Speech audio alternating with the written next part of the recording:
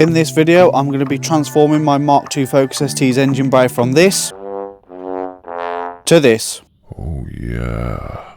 That's right, we finally have an intake going on the Focus ST. I've gone with a Wisbech V4. I've also got an RS Vacline and an RS style ECU holder. It is a beautiful bit of kit. I can't wait to get it on. We'll get some sound clips of the stock airbox and then compare them to the new intake and start getting it fitted. First thing to do is unplug the Vacline from the plenum, then the electrical connector, and push it up out of the way. I then remove the ECU cover, which simply unclips. Before I went any further, I disconnected the battery as we are messing with the ECU. I then disconnected the crossover pipe from the airbox by removing the 2 screws.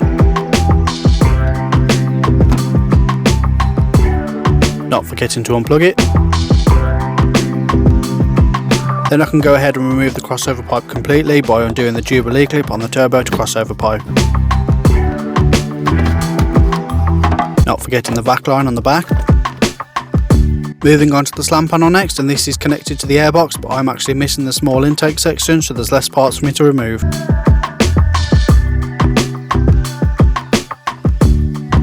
The air filter can come out next by removing the 2 screws on top.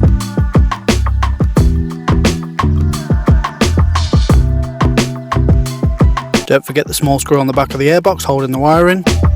Time now for the ECU to come out, just 4 screws, 1 in each corner.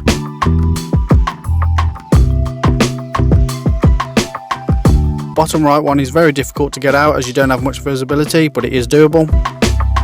That can then be pushed to the side and the airbox can be removed. Just a quick hard pull gets it free from the grommets. I found pushing it as far to the right as possible works best, then turning it anti-clockwise and out the top.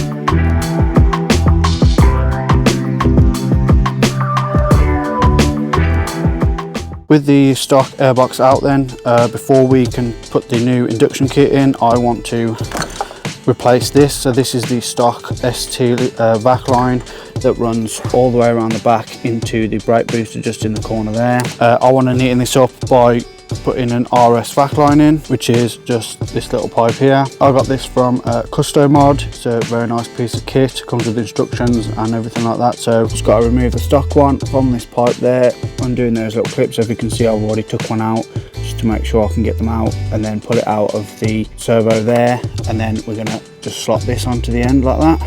But I'll show you through the steps. Let's quickly time lapse getting this off. Clips do come out easy, just pinch the 2 tabs together on the back. Then the pipe just pulls out of the brake servo. So with the Vacline out then, just laid out here, this is what you get from Custo Mod. So you obviously get the line there, you also get a harness to attach to the stock wiring, and then you get your instructions. I've gone through these instructions already, so we're going to quickly get this pipe off of the main line, put this one back on, and then we can get it into the car. Heat is really going to be your friend here as the lines are old and really stuck on.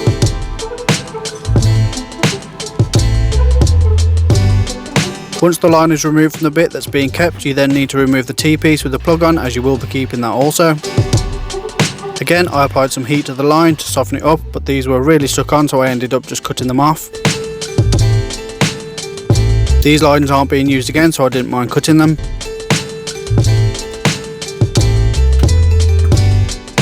Now that the T-piece is off, it then has to go onto the line that goes into the brake servo. Before we can put it in, the line has to be cut down. Then the T-piece can go in, like so. And lastly, the RS Vacline can be heated up and pushed onto the T-piece.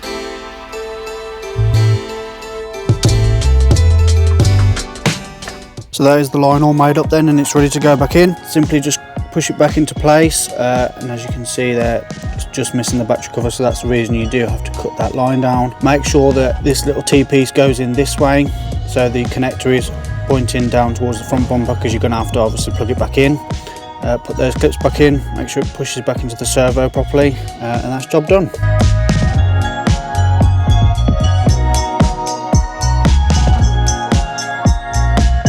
So the next job we need to do is a bit of a pain. The new induction kit comes with a new turbo to crossover pipe, which is just this one there. So to get to that, we need to take off all the cowling and the windscreen wipers.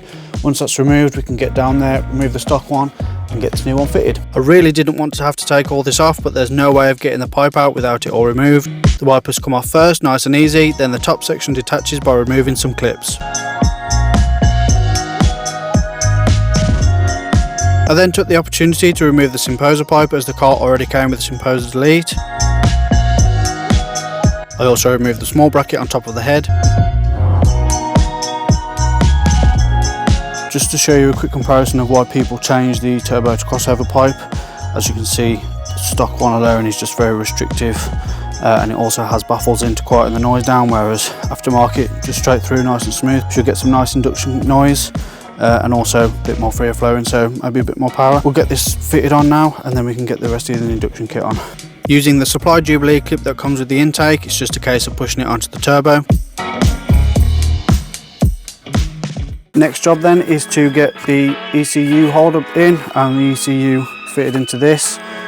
This is an AirTech one. It comes as an option with the Wisbech intake. You can either have this plastic RS one or a metal one that Wisbech provide themselves. I've heard bad things about the metal ones. Apparently the welds go and the ECU ends up dropping on the starter motor and shorting out, so I went safe. I do actually like the look of these as well. I'd like the engine bay to be mostly black, so this was the best option for me. We'll get this fitted, get the ECU in, and then we can move on to actually fitting the intake. In order to fit the new ECU holder, the ECU has to be moved over so it can reach. I started by removing the little case that holds the wiring together. It still wasn't enough, so I had to do what I was trying to avoid, which is move the top radiator hose under the wiring so it can move over. I wasn't taking any risks and covered the ECU up before removing the radiator hose.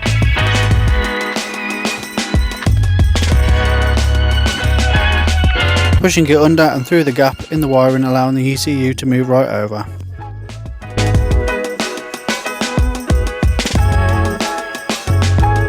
It can then be fitted to the new ECU holder using the original screws.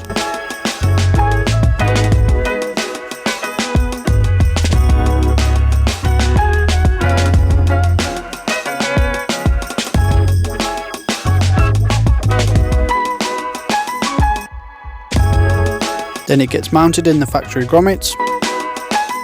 I then went ahead and taped up the exposed wiring using some wiring loom tape.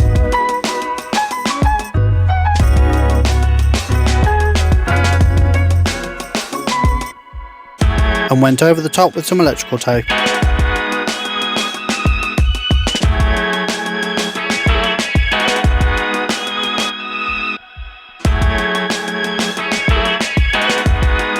The ECU front cover then gets clipped on. I quickly cable tied the Vacline at the end due to not being able to use one of the clips after cutting the pipe down.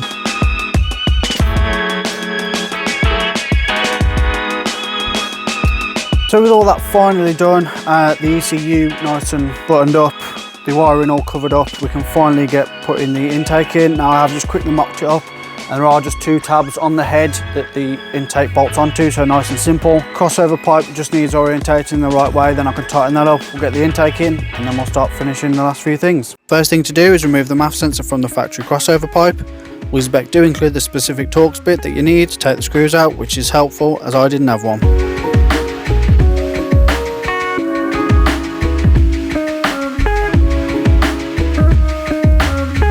It can then go into the Wisbech intake. This was quite tight, but it does seal really well, and I just used the screws to push it into place.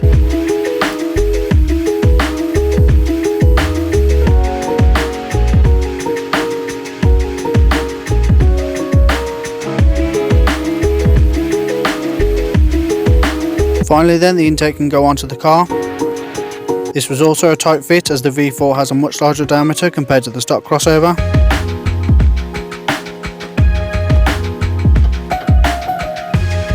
Once it's in place, don't forget the other Jubilee clip that's provided, and then it can be pushed onto the turbo to crossover pipe.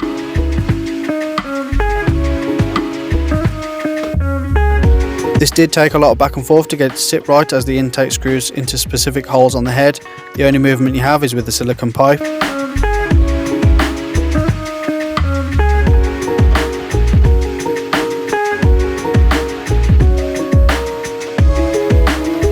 With it finally in the right place, I tightened both the Jubilee clips.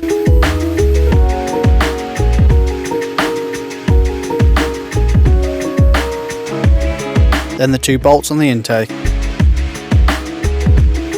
Plugged in the MAF sensor using the wiring extension provided.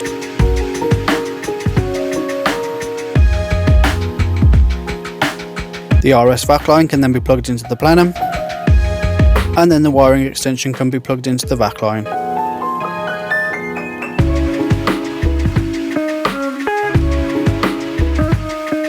I used a few cable ties to keep them all neat and tucked away.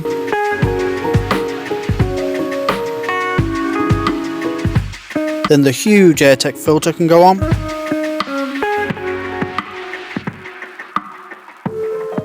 And that is job done. So that is the full intake system on then. Absolute ball ache to do. So many tight places you've got to get your hands into to tighten Jubilee clips and stuff, but finally managed to do it. So the final thing to do is just put the cowling back on, but I'm not going to show you that, so let's get that done quick. Now the final thing to do before we go for a drive is to get this sound deadening off, because obviously we want as much turbo noises as possible.